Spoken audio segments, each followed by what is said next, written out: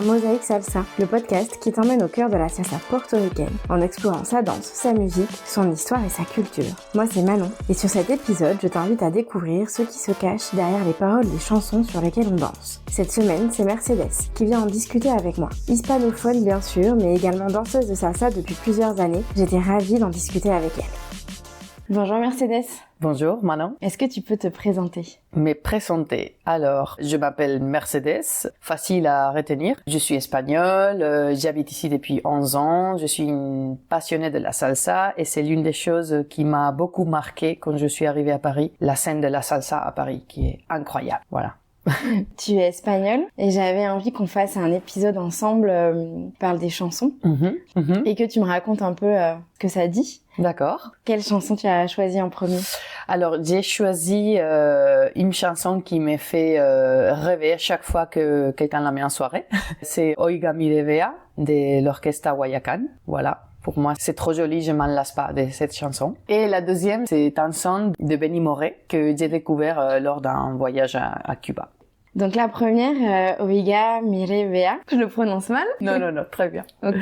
Très bien. La première, de quoi elle parle ? Qu'est-ce qui te fait rêver ? Alors, c'est un hommage de la ville de Cali et surtout à la Feria de Cali et qui est la capitale de la salsa. L'une des capitales de la salsa, on va pas dire la capitale de la salsa parce que il y a des désaccords. Et juste la façon dont il parle de la Feria, ça fait trop envie d'y aller. D'ailleurs, je ne suis jamais allée, mais c'est l'un de mes rêves d'aller à cette Feria de Cali. Et c'est quoi justement les ferias de Cali ? La Feria de Cali, c'est une fête où toute la ville se décore et se prépare, que ça soit juste une expérience incroyable de salsa. C'est une semaine, fin décembre, et ça a été initié. Ça a commencé comme une authentique feria taurina avec des corridas de toros. Bon, je ne sais pas où ça en est aujourd'hui, mais c'était le début. Et les activités proposées se sont un peu diversifiées pour attirer le public. Il y a des concerts, des parades, des défilés, des gens qui dansent partout, quoi. Voilà, donc ça me donne trop envie d'y aller, c'est un de mes rêves.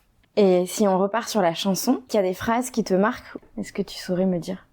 Déjà, rien que le début de la chanson, il parle de comment la ville se prépare. Il parle de l'hospitalité, des précautions même à prendre si tu bois trop, de comment les filles sont belles. Voilà, il décrit toute cette hospitalité, ces joies qui donnent juste trop envie d'y aller.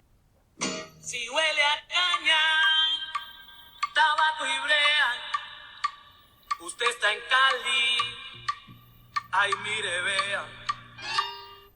vea. Il dit si vous êtes à Cali et que si huele a caña, tabaco y brea. Donc si ça sent la canne à sucre, le tabac et les rues récemment faites, vous êtes à Cali, observez. Si les femmes sont jolies et hermosas, c'est une autre façon de dire jolie. Ici, il n'y a pas de moches, voyez-vous.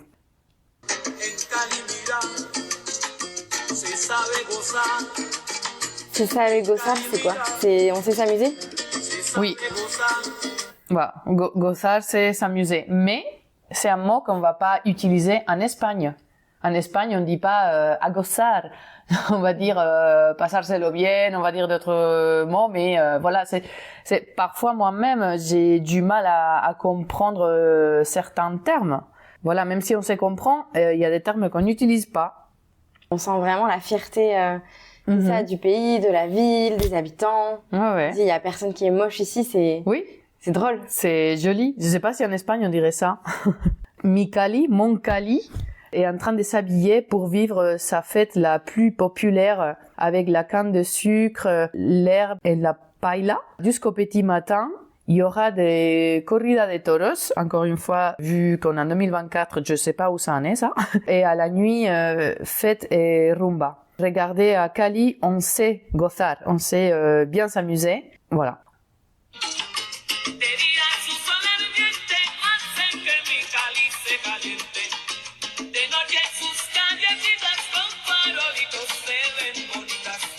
Et là, il dit en journée, avec le soleil qui brûle, Cali se réchauffe. La nuit, les petites rues avec l'éclairage, c'est fond joli. Préparez bien l'orchestre. Cette année, on va, on va mettre le feu. On va mettre le feu.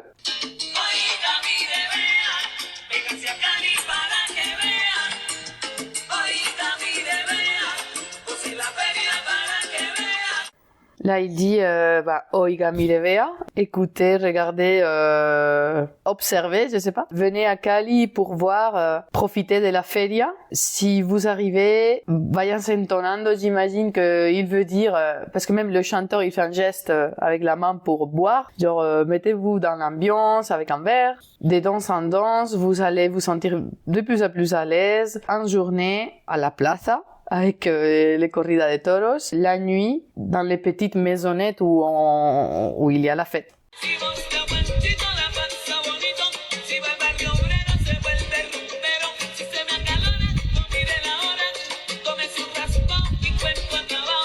Donc, si va usted Juanchito, la pasa bonito. Si vous allez à Juanchito, on devine que c'est un quartier. Si va al barrio obrero, si vous allez au quartier des ouvriers, vous allez devenir rumbero.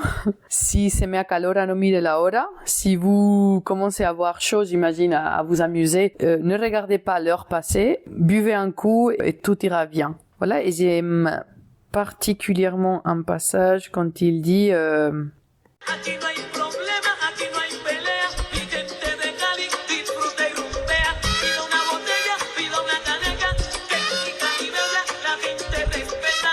Là, il dit quelque chose de beau. Comme me disait beaucoup à Cuba aussi, on n'arrêtait pas de nous dire dans les rues en Cuba no hay violencia. Il dit venez à Cali pour voir. Ici, il n'y a pas de problème, il n'y a pas d'embrouille. Mes gens de Cali s'amusent et rumbean. Demandez une bouteille. Dans ma ville de Cali, les gens respectent. Ça, c'est un sujet qui revient souvent aussi. Ça, j'aime beaucoup. Et j'aime beaucoup aussi quand il fait une petite allusion à faire attention à la route. Ah, donc il parle plusieurs fois d'alcool. Oui. Mais aussi de prévention routière.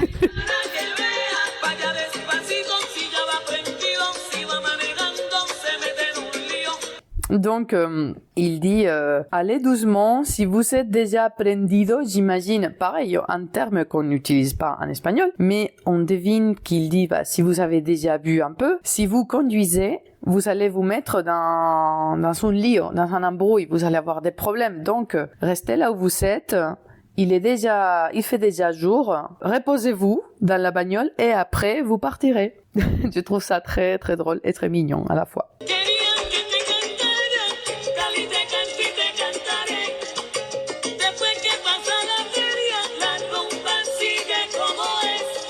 Incroyable. Là, il dit querían que te cantara. Donc, on dirait que la ville de Cali ou quelqu'un a demandé à l'orchestre Guayacán de leur faire une chanson ou un hommage ou quelque chose. Et là, ils disent vous voulez que je chante?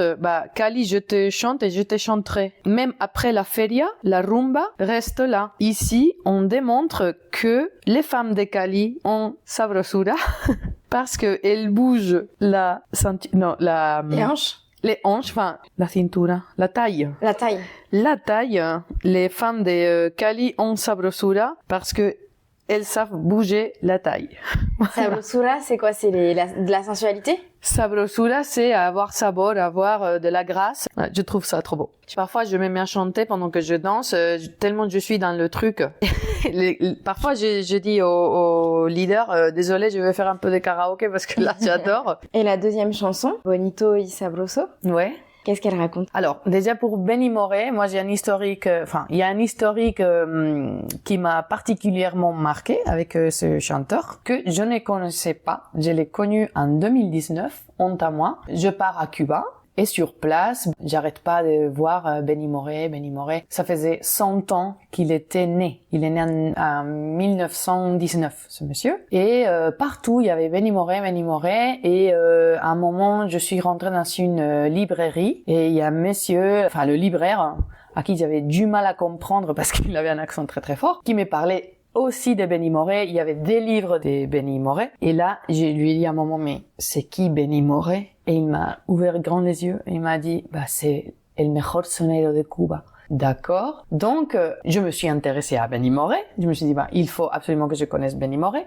Donc, en partant à l'aéroport, j'achète le CD de Benny Moré. Et en fait, grosse découverte, j'arrête pas de l'écouter à la maison, dans la voiture. Et ça rejoint la simplicité des paroles de juste honorer une ville, le peuple. Et tout le CD est comme ça. Il n'y a pas une terre comme la mienne. Santa Isabel de las Lajas, c'est la ville où il est né, où il fait un hommage. Cienfuegos, une autre ville de Cuba. Me voy pas al pueblo, je vais au village. Guantánamo, Santiago de Cuba, je viens del Monte. Voilà. À la Bahia de Manzanillo, tout c'est autour des villes et du peuple. Et c'est juste une simplicité unique qui te fait rêver. Et parfois, les francophones ou les anglophones, quand ils comprennent pas, ils me demandent « Mais qu'est-ce que ça raconte cette chanson ?» Et que je traduis. Parfois, les gens me disent « Mais c'est tout ?» Oui, c'est juste d'une simplicité unique, parfois, les paroles. Ça parle aussi beaucoup des femmes, bien sûr, des histoires d'amour, mais il y a quand même beaucoup d'hommages au pays, à la ville, à la nourriture. Voilà. Tu dirais que dans les chansons de salsa, est-ce qu'il y a ces deux grands thèmes-là, il y a un peu l'hommage à la culture, aux villes, à la communauté et les histoires d'amour? Ou est-ce qu'il y a d'autres thèmes qui reviennent? Oui, bien sûr qu'il y a d'autres thèmes. Il y a même un peu de politique, cachés avec des messages. Oui, enfin, c'est pas le seul thème, mais ça revient quand même très très souvent. Voilà. Et pourquoi, à ton avis, c'est un thème qui est important et qui revient comme ça dans les chansons? Parce que je pense qu'il y a une fierté. Ils sont quand même conscients que Cuba, en Espagne, on dit, enfin en Espagne pas, qu'en Espagne c'est la perle du Caraïbe, c'est d'une beauté unique, et je pense que les gens sont conscients de ça. Voilà. En fait, on parle des chansons d'avant la Révolution. Ce qui est beau, c'est qu'on danse presque 100 ans après, on danse encore sur des sons de Benny Moré, quoi. C'est extraordinaire pour moi ça. Cette beauté, cet héritage de la salsa et qui perdure. Exactement. Pero qué bonito y sabroso bailan el mango los mexicanos. Donc, dans cette chanson, Benny Moré fait un hommage aux Mexicains et à la façon de danser qu'ils ont, presque comme les Cubains. Voilà. Je sais pas comment le message passerait aujourd'hui, mais en tout cas, ça avait l'air très beau et très... C'est un compliment de sa part. Oui, c'est un compliment. Faut le prendre comme ça.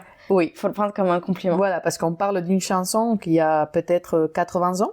Donc il dit mais qu'est-ce qu'il danse joliment et avec du sabor. Il y a quand même des termes qu'on peut pas traduire. Je dirais passion. Ouais. Danse avec passion.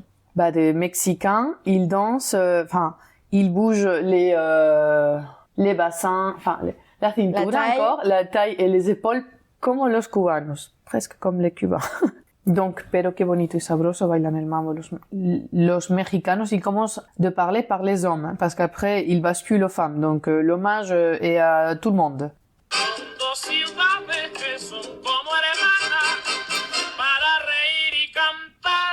Donc là, il dit avec un sens du rythme pour danser et s'amuser. Encore gozar et sabor, deux termes qu'on a du mal à traduire. Que on dirait que je suis à la Havane quand je vois danser une Mexicaine. Il faut pas oublier que le Mexique et la Havane, ce sont deux villes qui sont comme sœurs pour rigoler et chanter. Voilà. Et maintenant, il revient avec le même refrain, mais sur les femmes. Pero qué bonito y sabroso bailan el mambo las mexicanas, mueven la cintura y los hombros, comme les cubaines. Et tu sais si en fait il a habité là-bas? Je ne sais pas, je ne pense pas. Parce que tu m'as dit tout à l'heure, c'est un Cubain. Oui. Et donc finalement, il a fait un hommage à une autre ville, à un pays, ou alors peut-être qu'il y a été en voyage ou... Ça m'échappe, mais peut-être qu'il y a un lien entre lui et le Mexique que je ne connais pas. Ça me donne envie de chercher ça après. Mais en tout cas, il fait un beau hommage, là. Un bel hommage. Un bel hommage. Et après, il y a le chœur qui chante. Mueve la cintura y los hombros.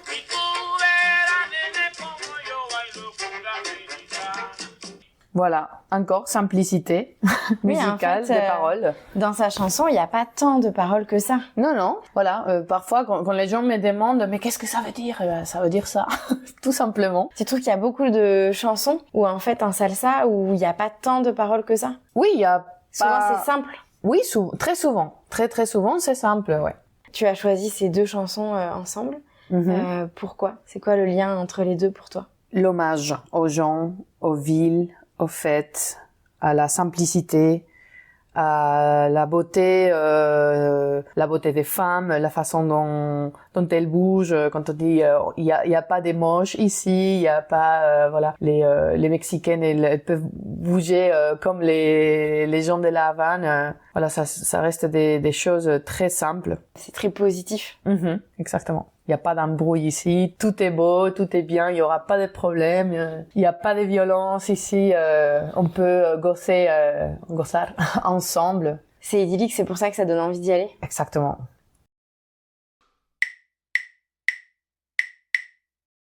Bon, j'ai une dernière question pour toi. Est-ce que tu peux me raconter ce qui t'a accroché dans la salsa? Quand tu as commencé, qu'est-ce qui a fait que tu es resté? Vaste question parce qu'il y a tellement de choses positives dans cette communauté. J'ai commencé quand j'avais 20 ans. J'étais étudiante dans une petite ville en Espagne. Il y avait un bar tenu par un Cubain qui était un joueur de handball aussi. Et rien que je me rappelle d'entendre la musique de l'extérieur, je disais déjà mais qu'est-ce que c'est beau ça! Et d'ouvrir la porte et d'entendre la salsa comme ça, c'est le fait de pouvoir aller toute seule. Tu peux sortir toute seule, tu peux te pointer toute seule en soirée. Tu seras jamais seule. La danse, c'est une façon de communiquer. Donc il y a des gens qui vont venir communiquer avec toi, qu'ils te connaissent, qu'ils te connaissent pas. Donc ça pour moi c'est ce qui m'a fait rester et danser dans plusieurs pays. Enfin à tout le monde, je pense. Cet aspect-là, de pouvoir sortir toute seule, parce que quand j'étais étudiante, mes potes, personne n'aimait la salsa. Il y avait parfois quelques-uns qui m'accompagnaient, mais voilà, je pouvais sortir toute seule. Moi, la sensation que j'avais, c'est que à un moment donné, je me suis dit, si je dois déménager quelque part, tant qu'il y a de la salsa dans cette ville, exactement, je sais que je vais m'intégrer et que je vais me faire des amis facilement. Voilà. Que je vais faire des rencontres, que je vais nouer des liens, mais ma condition, si je devais déménager, ce serait d'aller quelque part où je sais qu'il y a au moins une petite soirée. Bah oui. Pour connecter. Ouais, cette belle communauté. C'est rassurant, mais pas que, c'est vraiment chouette de se dire qu'un peu partout dans le monde, s'il y a de la salsa, effectivement, on ne sera pas seul. Voilà. C'est très beau. C'est très très beau. Et c'est l'une des choses qui m'a vraiment attachée à Paris. Cette scène salsa incroyable. Merci. Merci pour ton écoute. J'espère que cet épisode t'a plu. Mercedes nous a donné son éclairage sur 2 chansons qu'elle aime et grâce à elle, nous en savons davantage sur le message porté. Cet épisode est le 10e et dernier de la saison 1, mais la saison 2 est déjà en cours d'enregistrement. Elle promet de nouveaux invités passionnants, de nouveaux thèmes captivants et quelques surprises. Pour être sûr de ne pas rater le lancement de la saison 2, abonne-toi et rejoins Mosaïque Salsa sur Instagram. À très vite!